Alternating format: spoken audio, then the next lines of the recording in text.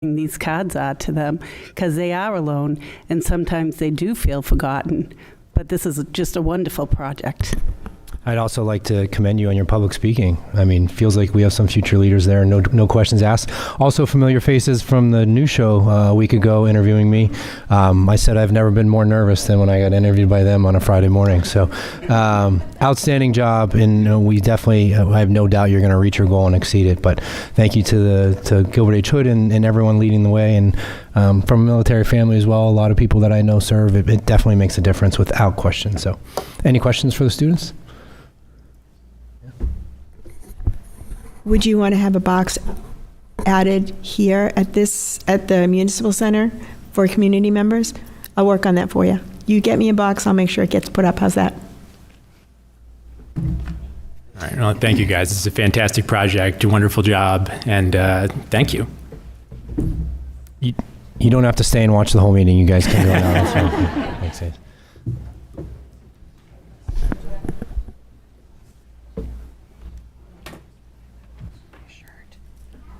All right. Let's take a 5-minute recess, give everybody a chance to clear out. Thank you. My time stick, I think, is in my other purse. Well, at least you're prepared. Well, no, I'm not, because my Tide stick is in my other purse. Oh, dang it. Just kidding. I don't even own a Tide stick. Great job. Because I dribble everything. Yeah. So. It's going to be awesome.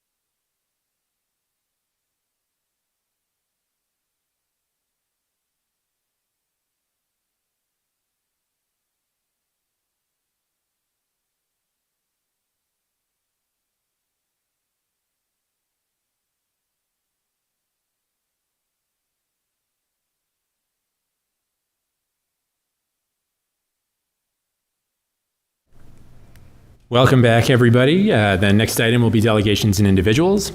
At this time, residents of Derry, parents of currently enrolled Derry students, and employees of the district may address the school board on matters that pertain only to school and district business for a period of time not to exceed 3 minutes. As a reminder, questions cannot be answered in real time. If you would like to speak, please come up to the microphone at this time and state your name and address for the record.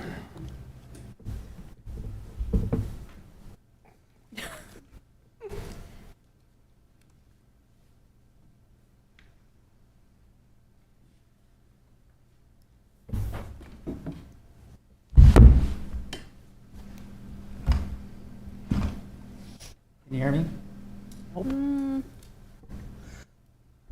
Can you hear me now? All right. The being a veteran, No kidding. well, they had to come get me, by the way. You know, I wanted to stay home with the girls. You know. Anyhow. Did you state your name and address there, Richard? Oh, Richard Tripp, 44 Wyndham Road. I keep forgetting that. Anyhow, I know you can't answer these questions, but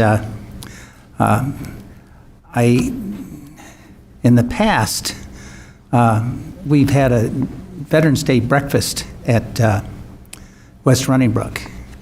You know, I don't know, since West Running Brook is now 5th and 6th and not 6 through 8, you know, are they going to move it to Gilbert H. Hood or whatever? One of the things that has always been at the breakfast is the elementary kids. You know, I don't know, I would suspect it's probably 1 through 3 have drawn up cards for the veterans. And I've always gone around and picked up the cards that other people didn't take, because I'm also a member of the VFW here in Derry. And the auxiliary, you know, makes an effort to send cards overseas to the veterans. I don't ever remember getting any cards when I was in the service, but then we were lucky to get mail. I think we went 3 months without getting mail one time. But a card would have been okay too, but I think a letter from your girlfriend would be much better. But anyhow, I'll probably, if the Veterans Day breakfast is going to be at West Running Brook again, I'll probably meet you there, and I'll go around and snag all the cards that nobody else takes home, and I'll take them down to the VFW, because like I said, the ladies enjoy, you know, making sure that those serving overseas are not forgotten. Well, thank you.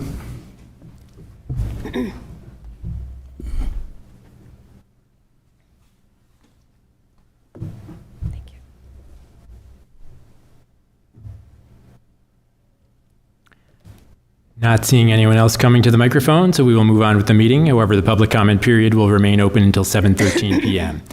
If you wish to speak prior to that time, please approach the microphone and I will recognize you at the next break in the agenda. Before we move on, I did want to address that West Running Brook still does hold their Veterans Breakfast. They held it last year. They're holding it again this year.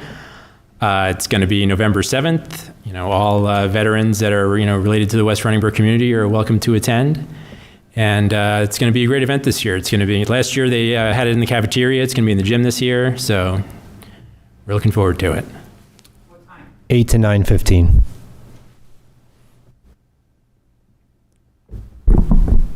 All right, next up will be our student member update. We have Mr. Henry with the Pinkerton Academy update. Well, hello. I'm happy to say that Pinkerton has defended the plaque.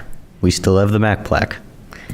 Freshman reception was last week. It's one of the bigger traditions at Pinkerton. It's a freshman-only dance. Tickets are free. And they also have all of the new teachers come. They get a new teacher hat. There's always the clap-in, which is, if you've seen online, it's when the new teachers line up and the students walk in, the freshmen, and they kind of, you know, it's a moment, all the new people on campus. The fall play, Sleepy Hollow, will be on October 17th and 18th at 7 p.m.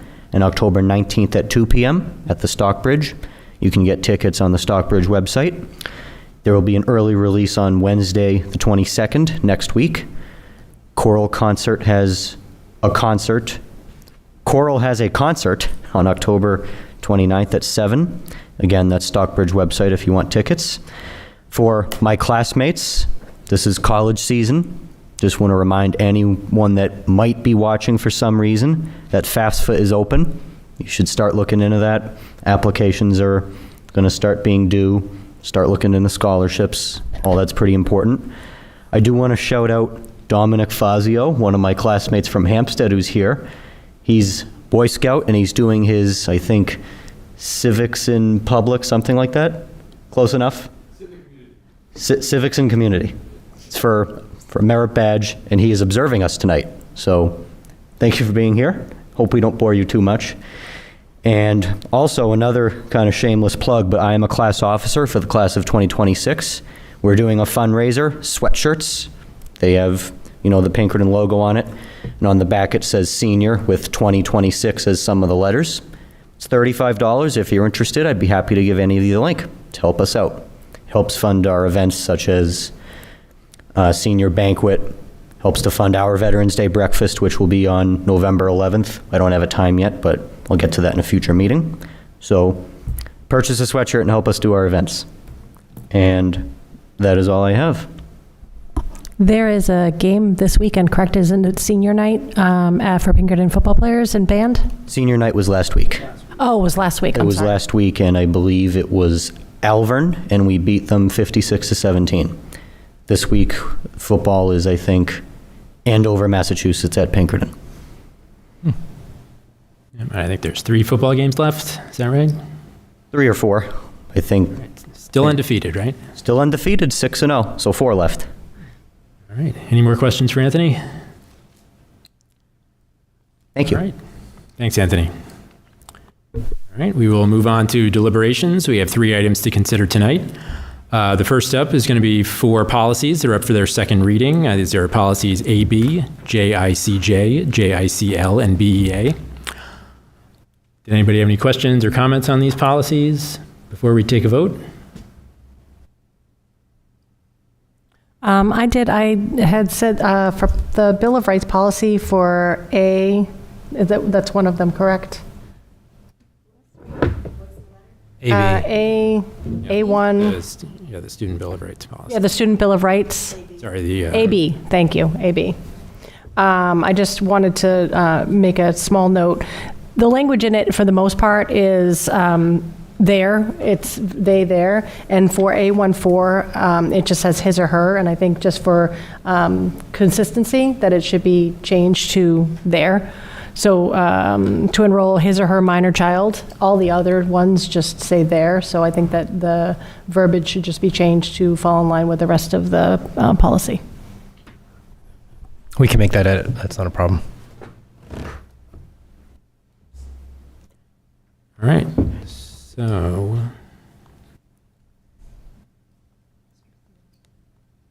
there are no... There are no comments during an agenda item, but if you'd still like to speak once we've concluded the agenda item, you're free to come up. So we have a small amendment to policy AB. So in that case, I will take a motion to adopt policies AB as amended, JICJ, JICL, and BEA. So moved. First by Jen. Second. Second by Jason. All in favor? Aye. All opposed? Motion passes 7-0. Thank you, guys. Mr. Tripp, do you still have a comment?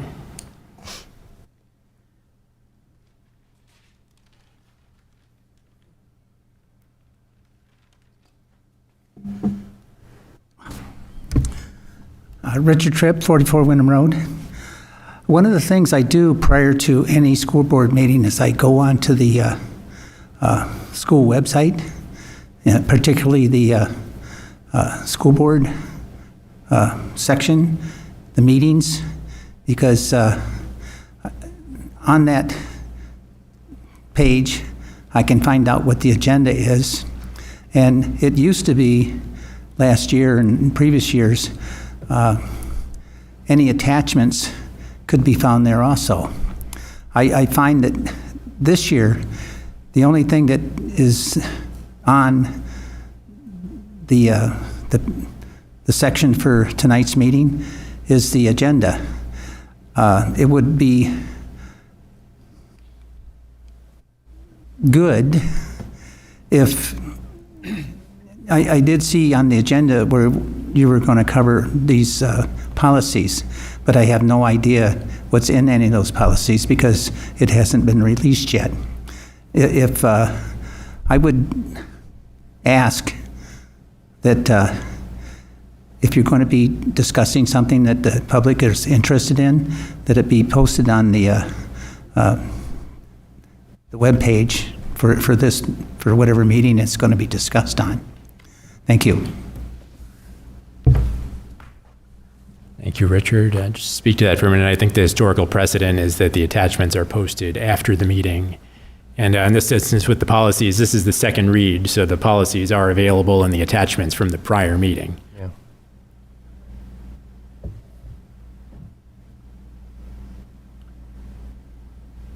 All right, so we will move on to the next item. The next item will be the School Start Times Advisory Committee.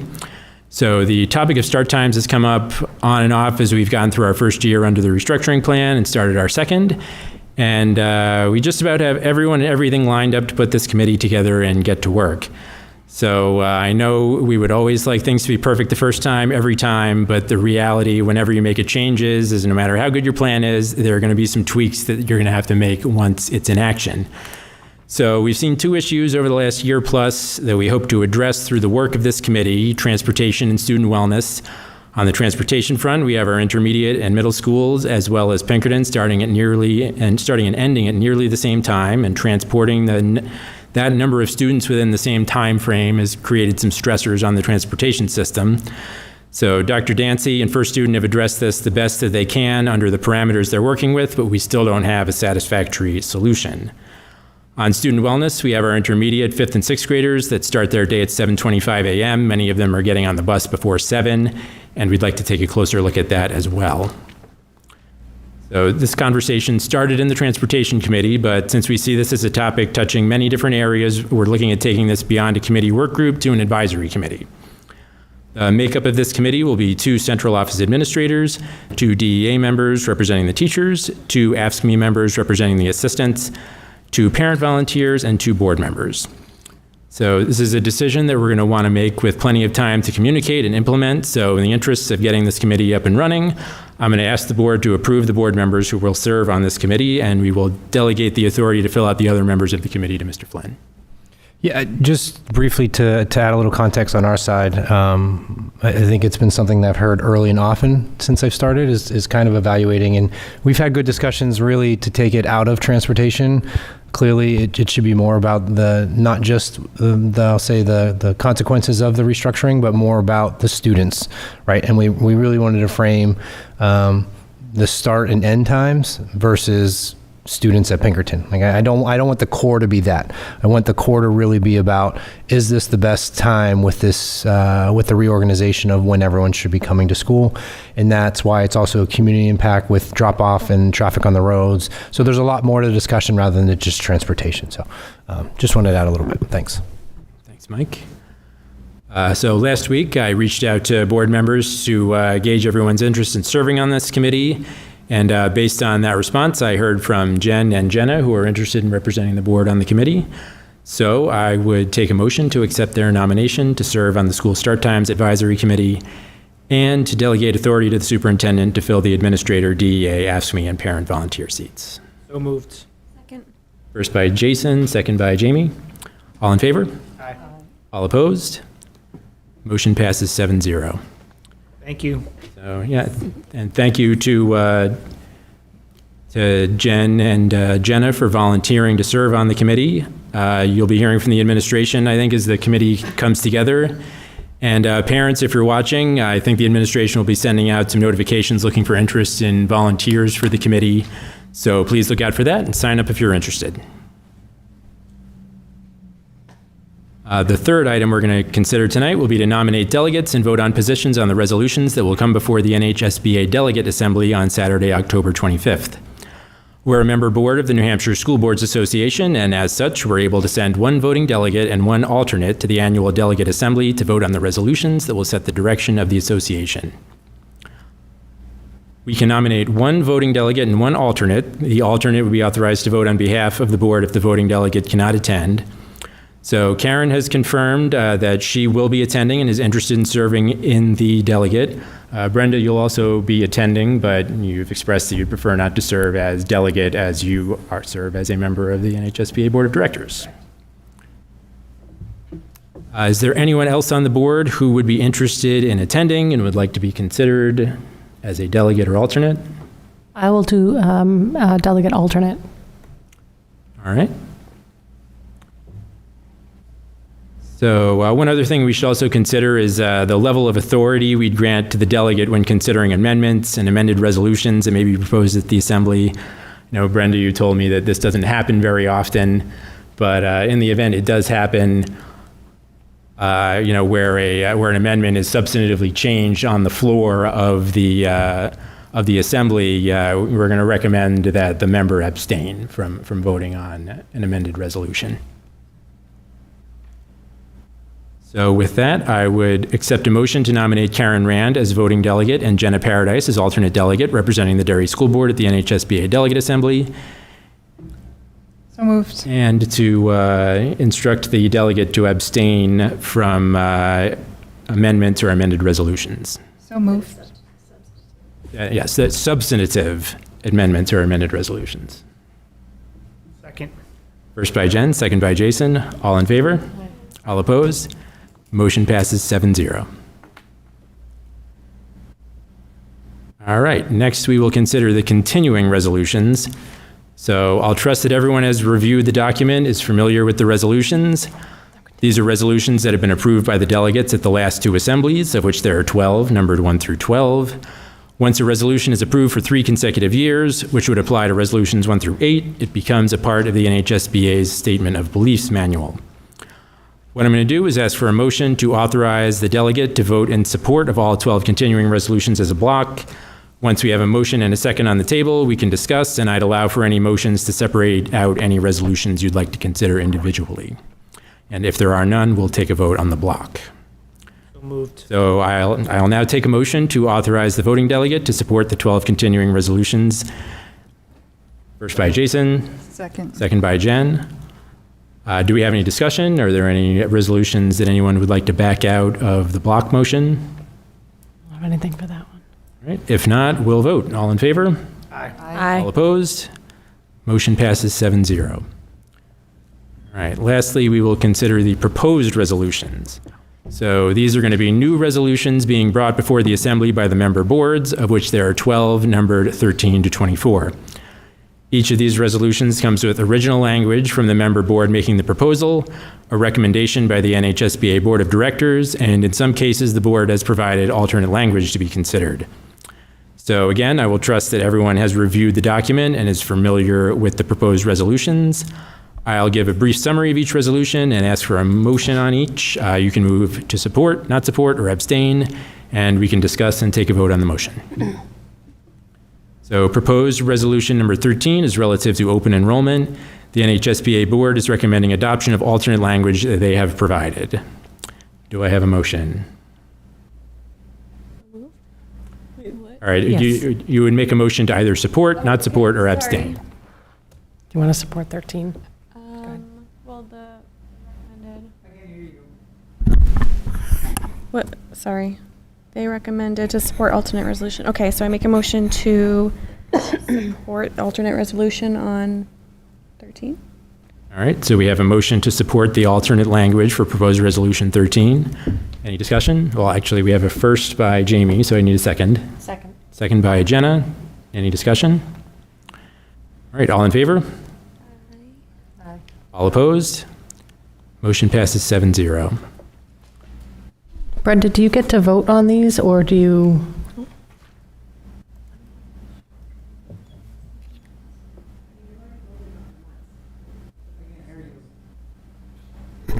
I've already voted on these once with the New Hampshire School Board Association Board, one way or another, so I will abstain from these with this board. That's probably the better vote.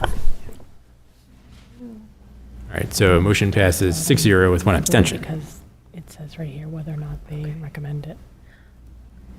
All right. Proposed resolutions 14 and 15 have similar language to number 13 relative to open enrollment. The NHSBA Board is recommending adopting the alternate language for 13, which we've already recommended, over numbers 14 and 15. So I would, since we have already voted to support number 13, I would take a motion to not support numbers 14 and 15. So moved. First by Jason. Second. Second by Jen. All in favor? Aye. Aye. All opposed? Abstain? Motion passes 6-0 with 1 abstention. All right, proposed resolution number 16 is relative to the state fully funding public schools before the funding of any other state obligation. The NHSBA is recommending adoption of alternate language they have provided. Do I have a motion? I make a motion to support number 16 with the alternate resolution.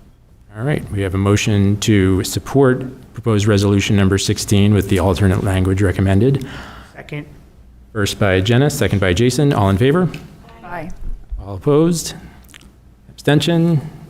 Motion passes 6-0 with 1 abstention. All right, proposed resolution number 17 is relative to the practice in the state legislature of adding non-germane amendments to bills opposing this practice. The NHSBA Board is not supporting this resolution with the rationale that all non-germane amendments are required to have a public hearing, and that there may be times where the NHSBA would support a non-germane amendment, depending on the nature of the amendment and the bill. Do I have a motion? I would like to discuss this one. Let's get a motion on the table, and then we can discuss it. Make a motion to not support number 17. Is that? All right, so we have a motion to not support proposed resolution 17. We have a second by, is that Karen? All right, discussion? Yes, I'd like to have a discussion on this one. I'm looking for some clarification because my understanding is that I don't agree with having anything added to bills that are not germane overall. And the language of this basically says that, especially when they say that sometimes that the SBA will want to support things that are non-germane that are put on there, but I think if you have it one way, it should go either if you're in favor of it or not in favor of it. If it's not germane, then it shouldn't be in the bill. So I don't know if somebody can explain to me why they would not support having things that are not related to a bill tacked onto it.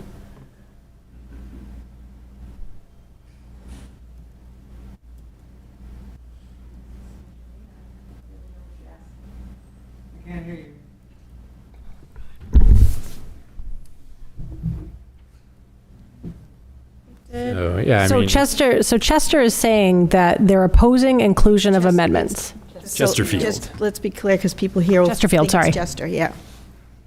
So Chesterfield is saying that they don't support adding things that are not germane to bills, which I would be in favor of. Don't put things in bills that aren't related to what the bill is. And NHSBA is saying we don't want to support that because sometimes that might work in our benefit. And that's the language that does not make sense to me. Either you support having things that are relative to a bill or you don't. We can't say that we support it sometimes because we like what's being tacked onto the bill. So that's why I don't understand not supporting what Chesterfield is requesting, because that makes sense to me. Sometimes there are things that are already in these directives from the members that get tacked on to another bill. So they're not going to just support something that comes randomly. The marching orders for New Hampshire School Board Association advocacy is what's voted on. So say a funding bill, if something happens with a funding bill and there's a amendment that is put through that can benefit districts with funding, if you tell them they can't do it, then they can't do it. But wouldn't that be germane if it has to Not do with funding? necessarily. It depends on where it gets put. Yeah. And the thing is here too, is we're not talking about a ban in the legislature on non-germane amendments. You know, this is still going to be a practice in the legislature. So if this is still a practice that goes on, it is kind of taking the school board association out of being able to, you know, advocate for something that's going to happen anyway that they might be in favor of. And they're not going to, this really is the marching orders for New Hampshire School Board Association. They're not going to take on something that the members have not asked them to take on. They're not going to just make something up and go with their opinion, is what I'm saying. I think also if they're too strict with the language, then there's like no flexibility, right? So like if there's a, what? Talking to the microphone because they're going to. Well, I haven't been yelled at yet. So. So like if there's a bill, and even though it doesn't say in the title of the bill or description of the bill, but there's like something in that bill that's positive and supportive, but we're telling them that we're telling the New Hampshire School Board Association that we don't want to support that, that makes it kind of strict, right? Like, Okay. you know, shouldn't we have some flexibility and let them decide based bill by bill? You know what I mean? I don't know. Yeah, I mean, I would lean on, me personally, I would lean on agreeing with the NHSBA's recommendation to not support, because again, we're not talking about this practice going away. We're just talking about the NHSBA and their advocacy, and, you know, this would take them out of being able to advocate for causes that they have, the board, that the NHSBA has an interest in, but might be introduced to a bill through a non-germane amendment. So it's kind of like, you know, setting rules for themselves that nobody else has to play by. So, you know, for that reason, I would, you know, I would go with the NHSBA board's recommendation. Okay. Thank you. We have a motion on the table to support this resolution. So, No, she made one not to support. all right, so we have a motion on the table to not support this resolution. Okay. So in that case, we will take a vote. All in favor? Aye. All opposed? Motion passes 6-0 with one abstention. All right, we will move on to proposed resolution 18. This one is relative to state and federal funding, advocating for requiring all schools, public and private, to comply with all state and federal laws regarding testing, hiring practices, and special education. The NHSBA board is not supporting this resolution because, while they agree with the sentiment and intent, the NHSBA has unwaveringly opposed vouchers, and they fear adopting language like this may lend to the position that the NHSBA has no objection to vouchers so long as certain conditions are met. So do I have a motion for proposed resolution 18? I make a motion to not support motion 18. First by Jenna, Second. second by Jen. Any discussion? All in favor? Aye. All opposed? Abstention? Motion passes 6-0 with one abstention. Proposed resolution 19 is relative to state building aid. The NHSBA board is not supporting this resolution because they believe it is redundant due to two existing resolutions that already address the topic. Do I have a motion? Take a motion to not support the amendment. We have a motion to not support. Second. Second by Jenna. All in favor? Aye. All opposed? Abstention? Motion passes 6-0 with one abstention. Proposed resolution number 20 is relative to a universal free meal program. The NHSBA board does not support this resolution because they believe it is redundant due to an existing resolution that already addresses the topic, which I believe was introduced by the Dairy Board once upon a time. So do I have a motion? I make a motion to not support amendment 20, resolution 20. All right, we have a motion to not support by Jamie. Do I have a second? Second. Second by Jen. All in favor? Aye. All opposed? Abstention? Motion passes 6-0 with one abstention. Proposed resolution 21 is relative to support of state legislation that would enforce the Federal Gun-Free School Zone Act. The NHSBA board does not support this resolution as there are two existing resolutions relative to this topic, and at the 2024 Assembly, this same or similar resolution was proposed. The board recommended alternate language modifying one of the existing resolutions, and it did not pass, so they do not believe another resolution on this topic is necessary. Do I have a motion?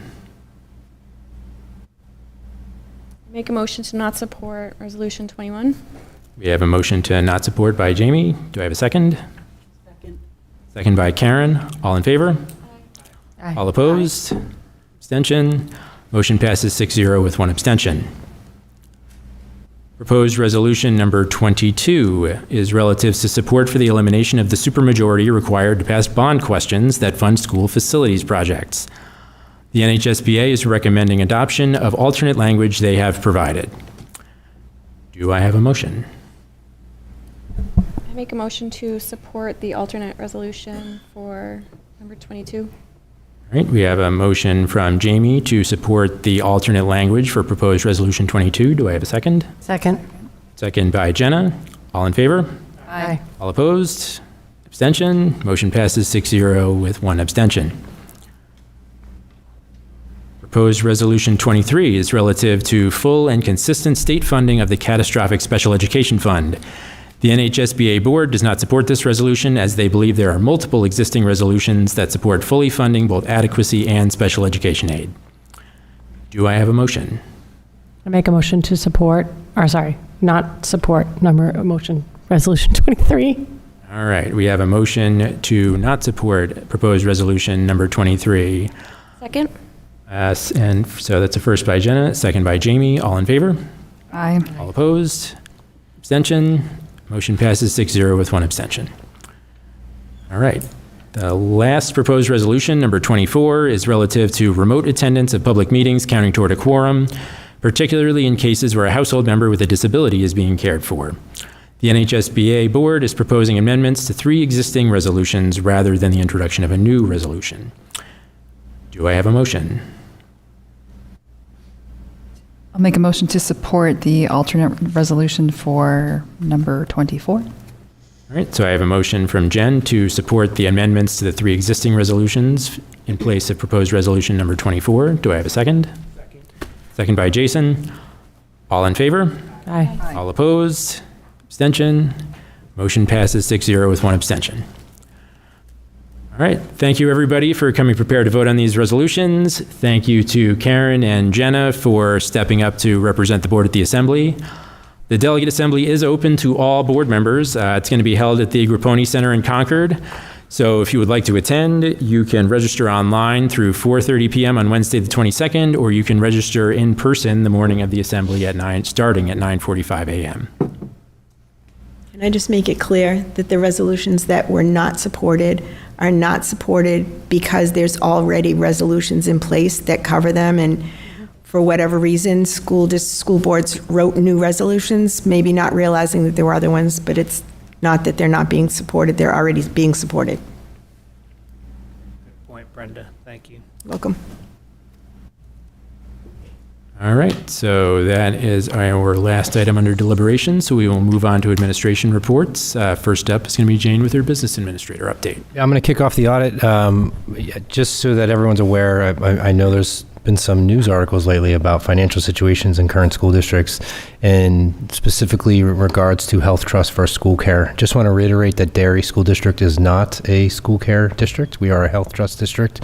So in regards to the shortcoming or shortfall, that does not apply to us. Second is, I've been doing this for some time now, and each year there's typically findings as an audit happens. Maybe cash was not deposited in an appropriate time or fashion, or things that come up. We had a really, really, really clean audit except for one thing. And the reason why I'm kicking this off is because Jane's she's really taking it personal. But as we discuss here, rules and regulations change all the time, specifically in the world of auditing. And so through this audit, there was a finding that we're going to see this one and probably the next one.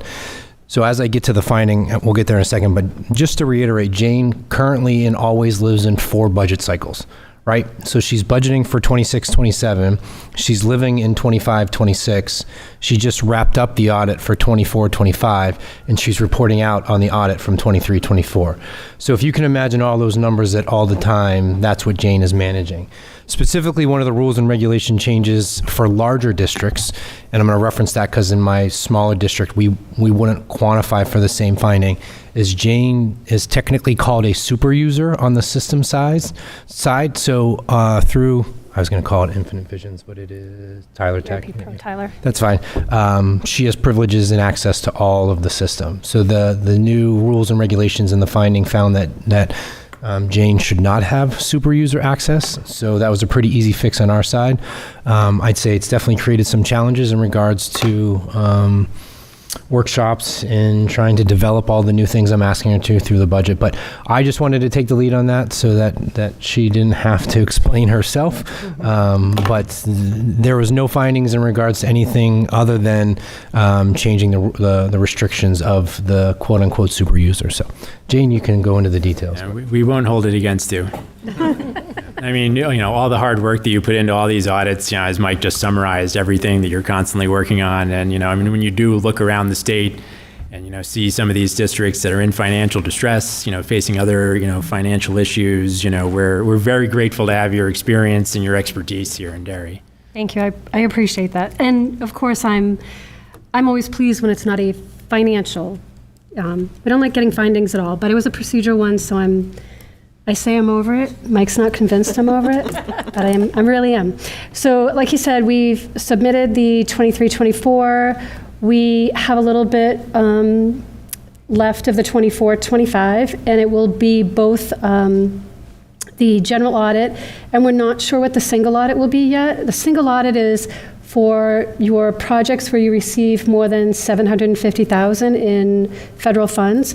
So the audit that we are just submitting to now, we were audited on ESSER funds and food service. And there were no financial issues with either one of them. And I was really pleased with the ESSER because it's going back 2 years with all of your records, and everything's going to be still in your mind of what you're reporting on. So those are done. We won't know what they're going to audit us on, but that will be coming up shortly for those. And both of those audits will be posted on our website under Finance. And I also have to share those with a variety of other people. I have to send them to our banking firm. I have to send them to the bond companies, places like that, Moody's, rating.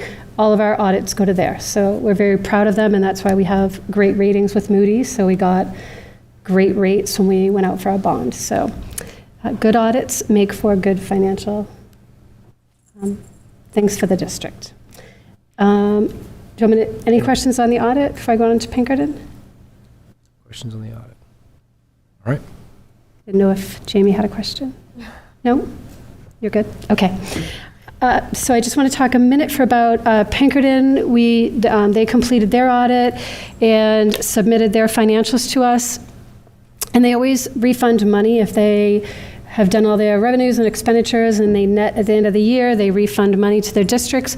So for the Derry School District, our refund after all of the costs for Pinkerton for the 24-25 school year is a refund of $149,746.10. And we always take that as a credit for our new school year, so I took that in the 25-26 year. It also included a credit for the third bill of the year of 24-25, which was $4,644, as well as a credit for the final June bill that was $35,395.82. Each year we do typically get a refund because they're always billing ahead for our student enrollments. So if students had moved out or dropped out or finished early, graduated early, we will get those credits. So that's what we're seeing here. And we applied it to the bill that was included in your manifest tonight. Any questions on Pinkerton? I have a question. So the NECC. Sorry. So the NECC, that is special ed. NECC is New England Center for Children. It's for the program for our autistic population. So does the state reimburse for any of that because it's like special ed services?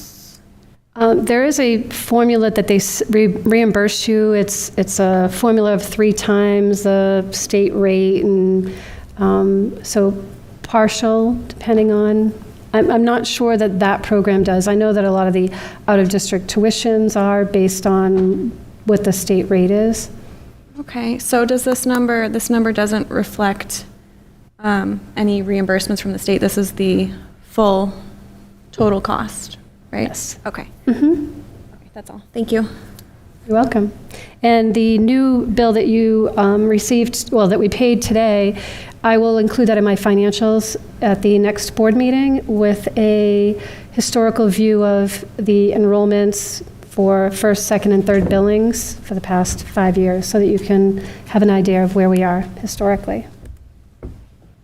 Do we have any, that's a lot of money, and I'm not complaining at all about that refund. However, I'm thinking that each one of those dollars is attributed to a student. So do we know how many of those students moved? How many of them left the district? Like, do we have any, we used to get an accounting of where students went, if they left, if they moved, if they went to another school. It'd just be nice to know that. So that's a great question. It's one that I'm intrigued about in my transition here. I have a long-running list to meet with Dr. Powers about in regards to specifically financial and how we're billed or why we're billed, or attendance and enrollment. And I'll just say I have a long list in regards to billing. So Awesome. I can Be good, definitely just get good back. to know that. Sure. Can I get, it's not on the agenda, but can I just give an update on food service? It was interesting because, as you know, this was the date this week was if you were on free and reduced last year, you had until now to reapply for free and reduced. So I think it's important to mention that we had 86 families as of October 8th that hadn't renewed their applications. As of today, 75 still haven't reapplied. So we have a lot of families out there, maybe they don't think that they qualify, but Christina and Michelle have been on the phone, they have sent letters, they've sent emails, they have done a lot of outreach. So anything that we can do to get additional information out there, but Christina gives them notification long before today, repetitive information, and they spent their day on the phone trying to reach those families because as of now, they're on paid status. So any meals that their child will be getting as of today will be a cost to the parent until they can reapply. So that's what we're hoping for. That status can change at any time once they reapply. So. Yes. Thank you, Jane. Yeah, and thank you to our food service staff. I know that's exhausting work. All right. No other questions for Jane? All right, so we'll move on to Mike and his superintendent update. Thanks, Jane. So briefly under me this evening is the DVS Advisory Committee update. I want to thank all committee members. We've had 2 meetings thus far, and we've done a walkthrough on both facilities at DVS as well as the SAU. I want to commend the group. Our last meeting, we really became laser focused on where we want to attack, and I call it homework for us as the employers. We have some work to do on our side with Jeremy, Jane, myself, and Joe, so we are going to do that work. We spaced out the meetings because the first 2 meetings are great back to back, but now we have to have some leg room with accessing some of the people that need reports that need to do it for us. So I think it's moving in the right direction, and I fully anticipate us having a recommendation to this board by November. Everyone feel fair on that? That was there? That feels good? Okay. So thank you to that committee as we continue to work forward to make a recommendation. The second part for me this evening is a budget discussion. It's really kind of twofold. Everything's new with me right now, both on my side and then a lot of the things that I'm asking of my leadership group, specifically Jane. I have turned her world upside down in the last month. There's no doubt about it in her department. From what I would like the documents to look like, what I would like the visuals to look like. My principals, as Ms. Hill said, she's never done this in her entire time here. She's been here for quite some time. That's a compliment, Ms. Hill.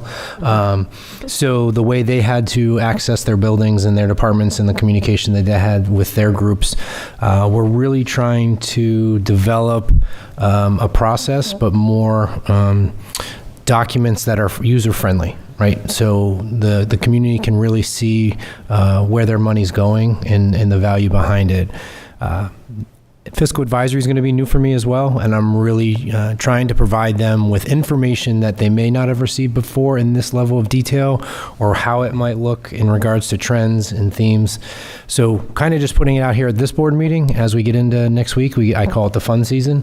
Really trying to dive down. And one thing you'll see different really from the start is I've asked each building, each director, each department to put in all their requests.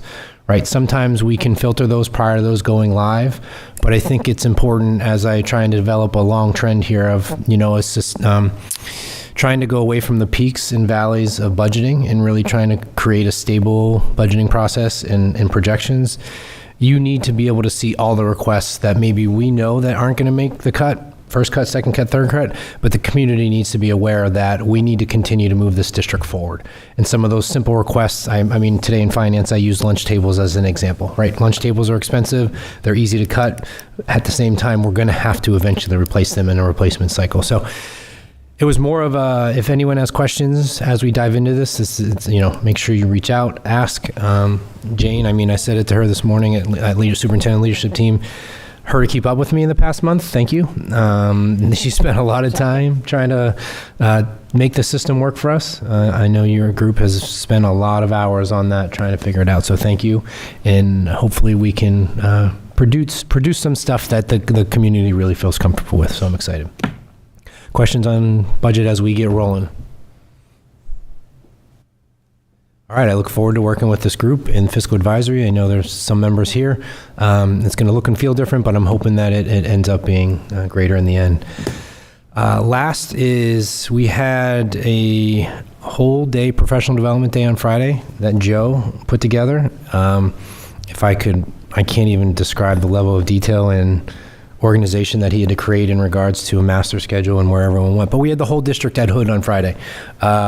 It was awesome. We did a quote unquote state of the district. So we had the whole district in the gym, and we need new speakers. You're going to see that in the budget because they did not work. But it was a great moment for us to come together as this is kicked off. And I kind of want to share the same message that I shared with the large group as a whole, that I understand that there are a high level of stressors right now, and there's a lot of pressure on some stuff, specifically teachers. I know I'm that problem, but that's why I'm here, right? I'm raising the bar. I'm holding higher expectations. I'm creating a level of accountability. So as I explained to them, we're going to find the release points to relieve the stress and the pressure, but we're not going to lower the expectations or change the trajectory of where we want to go. I made a kind of a joke, if you can imagine Kathleen every day I walk in. Like, Kathleen is like every day, like, what's happening today? What are we going to do, and why are we doing it that way? And Joe and Jane. So it's a trickle-down effect, and I'm well aware of the things. However, I ask the district community as a whole to hang in there. And as we have some stronger systems and stronger things in place, that their job will eventually end up easier. That's the goal. So it was a great day, and then we got into personalized learning sessions. I ran 3 leadership sessions on Do You Want to Be an Administrator? And I had 30 people sign up. So I was afraid I was going to get 0. So that was a good win for me. And hopefully we have some people that enroll in programs. There's some people that are almost certified. Joe, what was your session on? Building belonging. Building belonging through community meetings. So it was great. We had teacher-led sessions, administrator-led sessions. We had the police come in, fire department, Stop the Bleed, CPR, all these things. So I'd say it was a great day. Yeah, big thanks to the Derry Fire Department and the Derry Police Department. Both groups gave up time, sent officers, and Parkland Medical Center came over and helped out with the Stop the Bleed training. So outstanding. We also had some outside presenters from Fly 5. We had a great partnership with the Upper Room. So thank you to Brenda Gugesberg and the team at the Upper Room for funding training on trauma-informed practices in school, which was attended by a large number of staff members. So overall, really, really positive. Yeah. So it was a great day, and I think that'll become a new theme for us at least one day a year that we're I'll call it this Master Workshop Day. It can only get better, right? No, I'm just kidding. So thanks to everyone for that. And that's it for me for October 14th update. Any questions for me? Comments? All right. I'm glad to hear the DVS committee is making significant progress. That's excellent news. And yeah, it may sound crazy, but I'm excited to get into the budget process this year. I'm happy to see it presented in a new way. I'm looking forward to these meetings being focused and productive. So, I think it's going to be a good year. Such a nerd. All right. Next up will be committee reports. It's been another busy slate of committee meetings over the last 3 weeks. So we'll start with some policy first reads from the Policy Review Committee. Yeah, moving one forward for first read tonight. Last time it was reevaluated was in 2013. It's a simple one, but it's driving a lot of the work that the group is doing. So the previous policy, I'd say, pigeonholed us pretty tightly. We took the recommendation from NHSBA, altered it a little bit to say dairy, more specifically the first line were policies developed by the board in conjunction with the superintendent and the administrative regulations developed by the superintendent of schools to implement policy. So that was the word salad that we organized to make sure that the board and the superintendent are working in conjunction, but also following the laws and regulations that we're moving forward. So if you have questions about that, feel free to reach out to me or Brenda as policy chair and co-chair. We have some homework to do between now and the next one. We started to get into some deeper ones, and we are going to move forward. So thank you. As with all policy, there will be a second read and a vote at the next meeting. And if you're a member of the public and you want to comment on any of the proposed policies, you're welcome to do so during the public comment period at the meeting where we have the second read.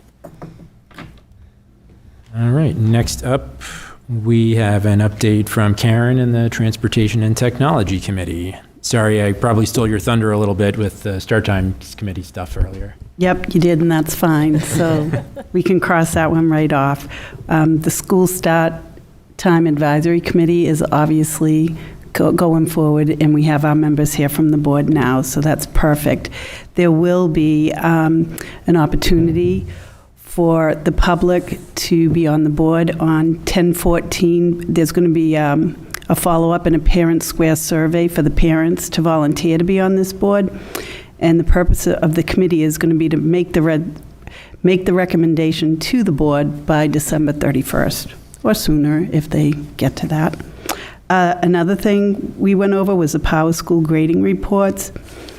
And Mr. Clifton is taking care of that. There's some confusion among some of the users with that, but the overall usage of the parent square is high. Dr. Dancy, he's going to send out letters and videos to help parents to navigate that a little more easier. Bright Arrow is what we use to send the learning reports, and then that's connected to the Power School. And one thing I'm kind of excited about is there's an actual app that we are going to have access to. It's called First View, and Dr. Dancy's working on that with the bus company, and it's going to be a transportation app. So say we get a new bus driver over at First Student, and the bus is 15 minutes late, instead of all the kids texting each other wondering where everything is, the parents will actually be able to track the bus on this app. So yeah, it's really cool. I believe Hooksett uses it. There's a couple of towns around that do use it, and it's pretty effective. So that'll be really nice. We're adjusting our times to meet for transportation.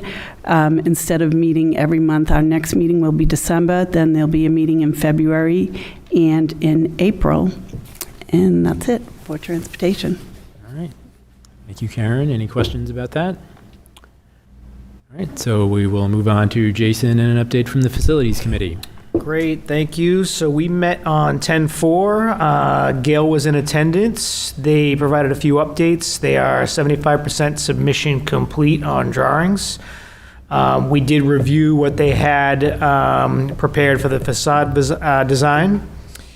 And there are we're assessing the facade revisions for alignment with other projects that are coming up. So really, how do we integrate everything together so it all happens more than likely concurrently, but nothing kind of overlapping or having to come back with any major punch items.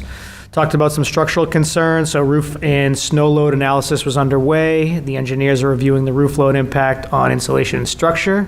Big thing there is roof design that may be adjusted based on the test outcomes. Project timing, so multiple project tracks are in progress currently.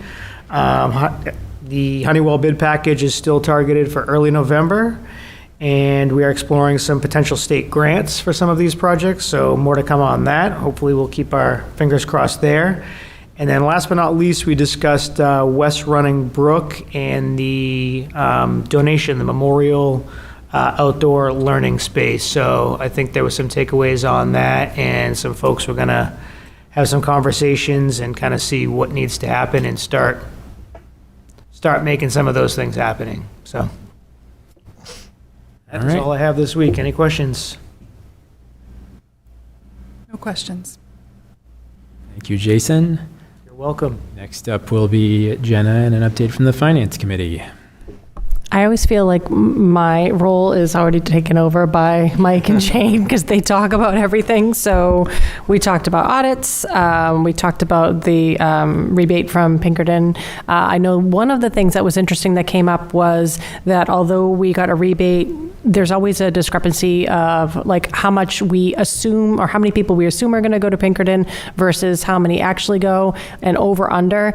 And one of the things that we were discussing was that we do kindergarten registration for K through 8, so we know how many kids are coming into the district, but there isn't anything for Pinkerton to know who's coming into Pinkerton to share with us so that we can guess how many are coming in from other districts to budget out more effectively in regards specifically to charter schools, to homeschool kids, and because there's no reporting back to us of who's coming in. So wondering if there's a way that either Pinkerton can start looking out to charters or homeschooling to assess that so we can have a better number starting at the beginning of the year.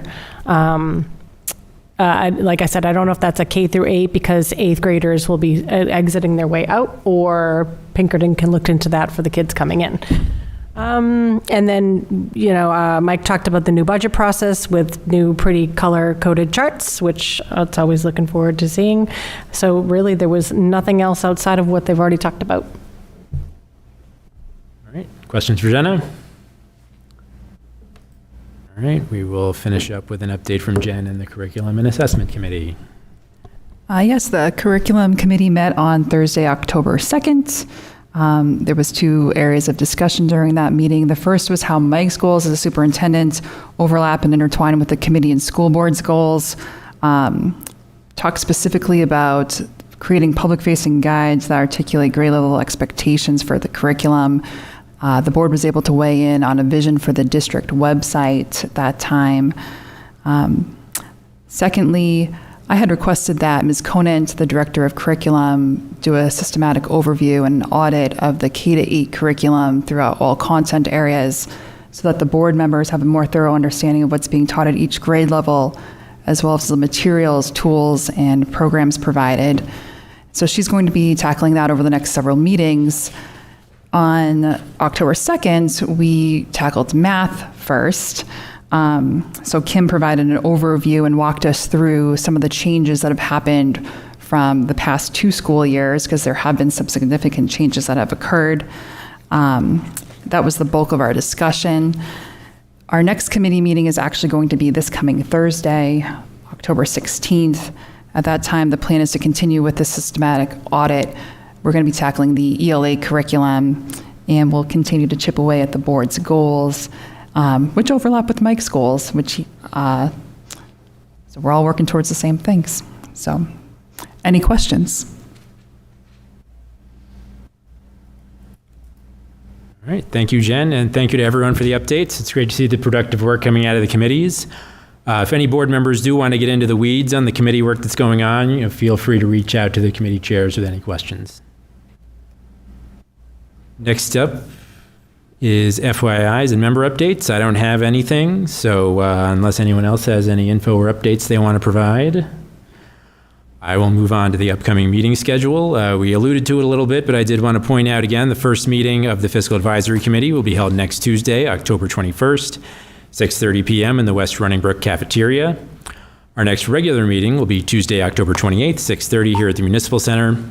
Going into November, the schedule gets a little interesting with holidays, so do take a special note that our first regular meeting of November will take place on Thursday, November 13th, 6:30 PM here at the Municipal Center.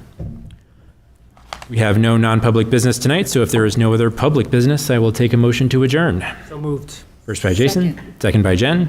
All in favor? Aye. All opposed?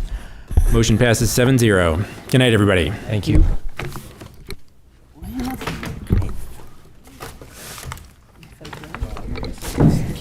Usually the 1 hour.